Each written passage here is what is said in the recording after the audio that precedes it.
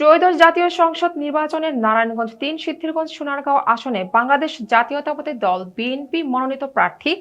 আজহারুল ইসলাম মান্নান বিপুল ভোটে বিজয়ী হওয়ায় মহান আল্লাহর দরবারে শুকরিয়া আদায় এবং শহীদ প্রেসিডেন্ট জিয়াউর রহমান ও সাবেক প্রধানমন্ত্রী বেগম খালেদা জিয়ার রুহের মাগফিরাত কামনায় নাসিক ৪ নং ওয়ার্ড বিএনপির সহসভাপতি আনোয়ার হোসেনের আয়োজনে দোয়া মাহফিল অনুষ্ঠিত হয়েছে।